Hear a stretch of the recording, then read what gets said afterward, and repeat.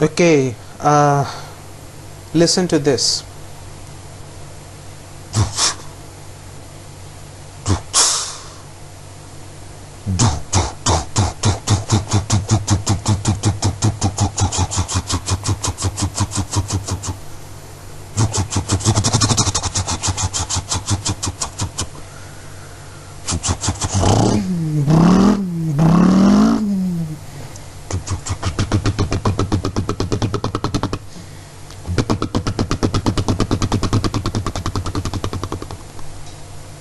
I think by mimicking this motorcycle sound, you can imagine about whom I am going to talk today. It's a company which was started by two gentlemen. The first one named Iswara Mayanga, and the second one, I think that person is also his brother.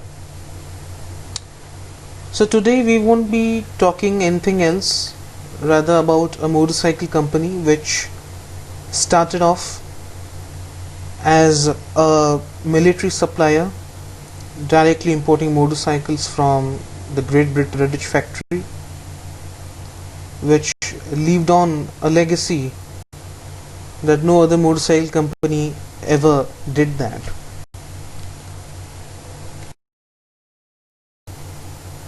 We will be talking about the Enfield India Limited, or we know it as the Royal Enfield Motors from Chennai, Madras. So basically we will be going through all the historical factors and the models, the motorcycles which came into the Indian market, because it's a brand, it's a motorcycle company which is ruling amongst many hearts of our Indian people, and even to this date it's still a favorite motorcycle for the great Indian Army. So as usual we will be going down the memory lane, as it will be a history lesson. Believe me, it won't be a boring history lesson, rather it will be a very interesting history lesson. And we will be going through all how the motorcycle company started, how it went eventually in a state where it was about to get bankrupt and all that thing, and some of the unusual Royal Enfield products that we have ever witnessed at that point of time, or very rarely we know about that. So here in this picture, the above person who is sitting on the motorcycle is an officer from the army. I don't know much about the history of that person who is sitting on the motorcycle. The left hand side person who is standing and looking at the bike, and in the next slide you will be able to understand who the person is, to where he belongs. Probably he was the managing director at the point of time in the Royal Enfield Redditch factory. This particular bullet motorcycle is run by a magneto ignition system and one of the most advanced engine at that point of time, the overhead valve engine, or we say it as the pushrod type engines, because back in the day there were several type of heads in four-stroke engines, like F head, L head, H head, but those engines were more of like, they sound very good, but so far as their efficiency and volumetric efficiency were concerned, they were not that of engines. They usually get too much of fuel burning, and there were many engine oil burning issues back in the day. So yes, in this picture you may see that the Enfield engines are lined up, and I won't be reading out here. It is already written that who the person are, and basically it is the factory setup of Madras Motors Limited. Back in the day it was called as Madras Motors Limited. So from there it gained the name as Enfield India Limited, by which after many years it went like Royal Enfield Limited. So basically the very first motorcycle lot came to India for the Indian Army was the 350cc bullet motorcycles. Realize why bullet motorcycle was an important thing for the Indian Army. There were other motorcycles back in the day, like Triumph motorcycle, as we all know, it's still present till this date and going very strong. BSA motorcycles, a direct contender to the Royal Enfield motorcycle. And we had matchless aerial motorcycles, Bruff Superior, one of the most luxurious and celebrated motorcycles back in the day. uh, I don't know the exact rider who was riding the Bruff Superior, the King of Arabia or something like that. I don't remember much at all. But this is how the overall the things went on. The Triumph BSA motorcycles were much more powerful. They had twin cylinder or parallel cylinder engines with them. But Royal Enfield proved a much better option, because in comparison to the other BSA and Triumph motorcycles, Royal Enfield was somehow lighter, it was quicker, maneuverability of that motorcycle was far better than any other motorcycle, and it was also a bit silent than considering the parallel twin motorcycles back in the day. So overall, and the thing is, though, eventually the very first Royal Enfield motorcycles were actually magneto run, so you don't have to think more about the batteries which were installed in the motorcycle. So it doesn't matter that whether you have your battery charged on, or at least your motorcycle will get started. And in case of battlefield, where you are running on your motorcycle, dependability is the most important factor. Servicing of Royal Enfield motorcycle was the easiest in comparison to any other British motorcycles back in the day. And though the company first started off as a bicycle company, as we all know, previously it was making guns. But the thing is, serviceability, if I say about that, so it is like if you want to remove the crankshaft, what you have to do is, the camshaft especially, what you have to do is you need to take out the timing chest which is present at the right side of the engine, and you can have a look on that. If you want to look at the heads, you need to just open the rocker caps, and there you go, you can adjust your valves and everything.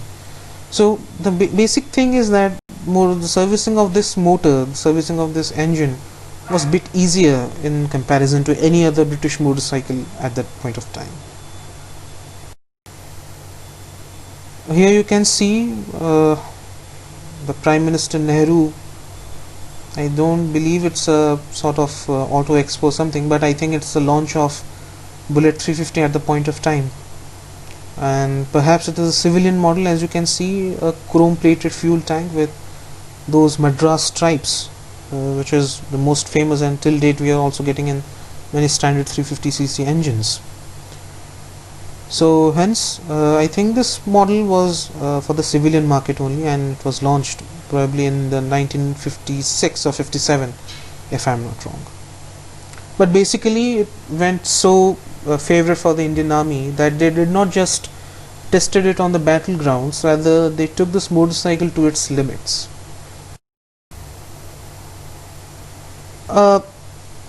We might have seen that in many Republic Day parades we have army men doing all sorts of stunts on Royal Enfield motorcycles. Even till this date they prefer the standard 350 variant amongst other variant of motorcycles, but nothing has replaced with that simple kickstarter and a very bare bone basic motorcycle which just expresses how the motorcycle can be.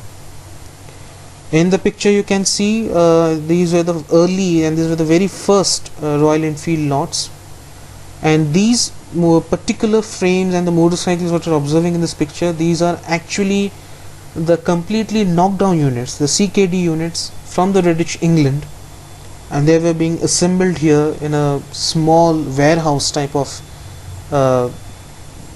facility. I don't think it's a full-time factory lineup where the motorcycles are manufactured solely in there, and there is a whole sovereignty of building the motorcycle from A to Z, from fender to fender. So these are basically the CKD units coming from England. And this is the very factory that till date this factory is operational, and we are getting all of our Royal Enfield products. I don't think the 650 twins are being made here, but so far as the 350cc's and the earlier 500cc's, as of 2020 500cc's are totally out of production. The last 500cc was built with the stealth black edition of classic 500 and was sold online. So I think some 500 units were sold with the classic 500 stealth black with gold stripings. So this factory is, as you know, is next to the Chennai or the Madras previously, the Tiruvuttur factory. It has a capacity of 3000 motorcycles, I think, per month, and this factory is still operational with other newer factories like we have in Orgadam, which is something like from Chennai. It is about 30 to 50 kilometers. I don't know exactly. Please comment down below if you know where the exact location of the factory is, but I know that it is nearest to the Chennai city. So Tiruvuttur factory, one of the oldest factory, it started off from 1945 and it is still operational till date. So as you know, with advent success in amongst the Indian Army officers, you can see in background there are also Hero Honda motorcycles and other motorcycles used to go from here and there, from A to B. But bullet motorcycles were preferred the most because of its ease of maintenance, the sheer power, the low end grunt and torque, which is very important so far as the terrains in which our army people they operate, like in Leh or Ladakh, or sometimes you need to take your motorcycle into a highly water wading depth, you know what I mean. So amongst all different tough terrain conditions, you need to take your motorcycle, and bullet motorcycle or the Royal Enfield motorcycle is the only option you can totally rely upon. But as I said, they just never stuck just on using the Royal Enfield motorcycle for the sake of it. Rather, they crossed the limit of the motorcycle for its usability and dependability. In the next slides, what I will be showing to you. So this is what I was talking about. In every Republic Day parade, you get to know phenomenal stunts done by the army men and women, and basically you never see any other motorcycle except the Royal Enfield Bullet, because as I said, it's purely built out of a crust of metal. Because if you see any other motorcycles, you have composites, you have different materials fixed in the motorcycle so as to acquire the highest fuel economy out of that, or the greatest sprint which can be performed by the motorcycle. But Royal Enfield somehow stayed the same, or the Enfield India Limited, for this particular video. So this is what I was talking about, and it was tested to its limits. And you can go on like that. I mean, there are tremendous amount of videos you can watch, and these people, they do phenomenal activities on this motorcycle. And you just imagine, 8 to 10 people on a single Enfield motorcycle. It's not a joke. I think if you must be doing with any other BMW or TVS motorcycles or any European or Japanese motorcycles, by the time it should have broken in half. But it's a Royal Enfield, as I said, it is built of a crust of a metal. So it is dependability. By that, it is the proof that why Indian Army chosen this motorcycle, and it is still a very favorite amongst other motorcycles among our countrymen. So with this aspect, now it was time to bring this motorcycle up to the civilians of its dire success in the Indian Army. As I said, they still use the standard 350. The white colored motorcycle, as you can see here, is a unit construction 350cc motor. As you can see, it's not the older cast iron block, but still they use that 350cc standard instead of going for classic motorcycle or any Thunderbird or something like that. So yes, with an exhilarating success in Indian Army, it was now time to bring up this motorcycle to the countrymen and to cherish the all-time adventure which we will be knowing forever, and till date it has a cult following.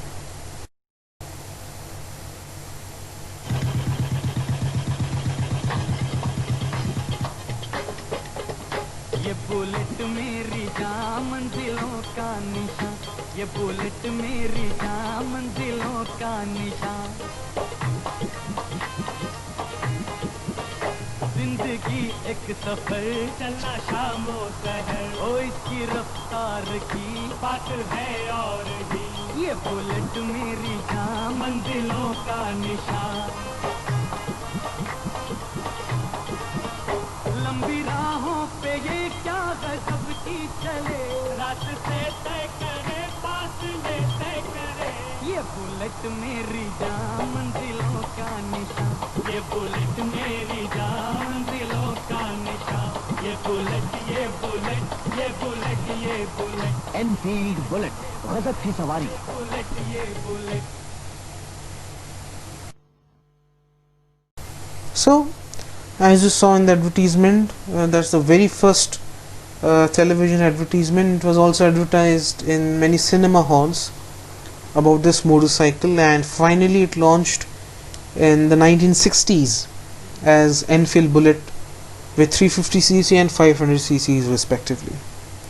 You can see this is the very old catalog, and this catalog is perhaps from the 80s. It is not that old of an catalog. The drawing what you are observing here is hand drawn, so hats off to the painter who has done this.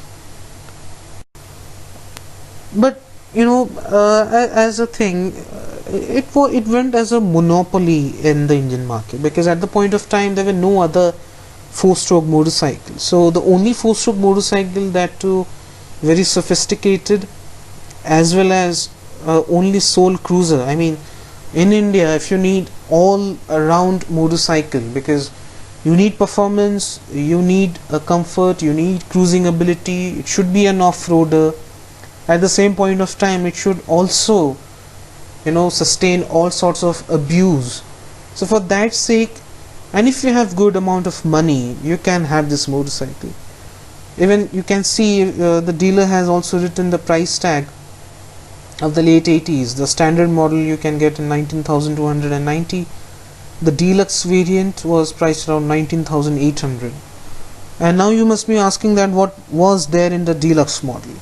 In the deluxe variant, what you are used to get is 2 set of rear view mirrors and turn signals. That was you know, the deluxe of that. Unless without that, it is to be called a standard variant.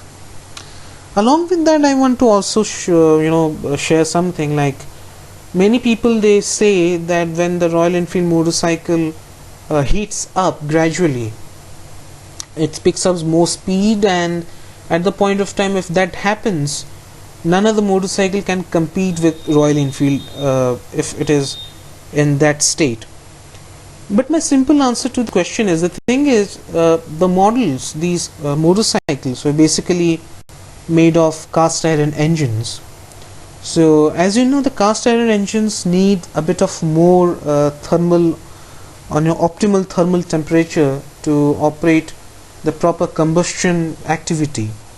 So in order to get that, it takes a bit of more time instead of any aluminium construction engine, which will take just nowadays we have unit construction engines or any motorcycle engine which is made up of aluminium, and it takes like 15 to 20 seconds to warm up.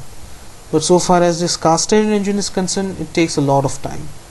So to get more power out of your motor, it is important that you should have to maintain a proper temperature to gain its optimal thermal efficiency, and for that the proper amount of combustion activity happens inside the combustion chamber. So when that happens, that equally makes very much possible for the motorcycle to produce that peak power, and for that that common saying stays, like when the Royal Enfield heats up, the more it heats up, the more it generates the power. Another thing I want to say to you is that at the point of time, there were no other motorcycles which are very much powerful than Royal Enfield Bullet, because at the point of time you had only two options, the ESD or the SHL Rajdoot. ESD being a 2-stroke sprinter, it had 13 horses at the point of time. If I talk about the ESD Model D, which was launched in 1976 and was there with amongst us, like in 1985 or 86, by the time I think the ESD Oil King was launched. But the thing is that these engines were like 13 horses, 14 horses, that's it. Or the maximum, if you take the case of Road King, it was just producing 16 bhp. And if you talk about the Rajdoot 175, it was just producing 8 to, I don't think 8, it was probably like 7.5 bhp or something like that. So in that comparison, Royal Enfield is more mightier, more superior and more powerful. And though accidentally it's a 4-stroke engine, so in that case the fuel economy of this motorcycle is somehow better in comparison to that of any other 2-stroke motorcycle back in the day. But things were yet to change after some point of time, and the two motorcycles what you're observing now, these are basically the export variants of the Enfield Bullet. The first left hand side motorcycle what you're observing here in grey color is called the Standard Bullet, and the right side you call it as the Superstar. The thing is, these two motorcycles were exported to the Great Britain. I don't think these motorcycles ever continued to be exported to any other countries, maximum to US, I guess. These motorcycles were of 500 cc's or 499 cubic centimeters to be very precise. These engines were capable of producing 24 bhp. By the way, after fixing the Mikuni carburetors, Mikuni VM29, I guess, they had these carburetors. But the funny part is, like, if you see the Superstar, it was more of like mimicking that of a Japanese motorcycle, because if you have seen the Yamaha RD350 or the Honda CB750, the front portion of this motorcycle is somehow reminiscent to that of those Japanese bikes. So many a times if you ride this motorcycle and someone sees at the front, the person may confuse your Enfield to any Japanese motorcycle. Okay, you can see the same treatment in the Triumph Bonneville motorcycles, which were like 750cc parallels. Even in those motorcycles also they had this type of separate headlamp setup rather than integrated headlamp setup. Even in the Rocket 3, the 3-cylinder BSA motorcycle, you had that same setup with balloon type handlebar grips, which give you more comfort. And those grips were basically available in Yamaha RD350. They were very well known with the balloon type hand grips, which were more comfortable in that way.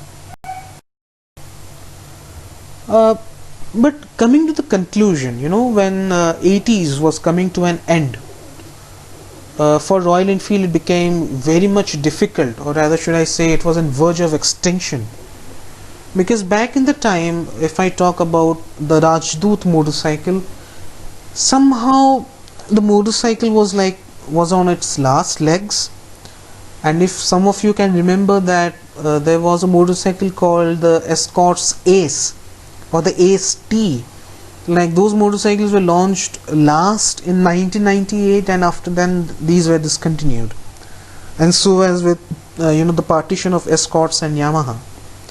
So what actually Escorts was doing is it was fixing Yamaha speedometer, ignition switch, indicators, headlamps, tail lamps in that same SHL Polish Rajdoot, and was mimicking, like, it was called the Escorts RD175.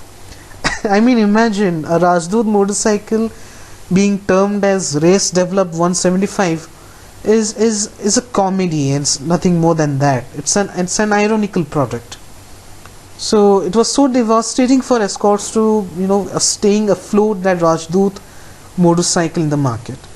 And we all know that YSD came to a sad end with their last motorcycle called the Monarch in 1996. And basically Royal Enfield could have faced such sort of sad demise, but somehow it was saved. Because as I have earlier I have made a video on Hero Honda Splendor, and there I have already said that with the monopoly of Enfield motorcycle, it was killed by the Hero Honda CD100.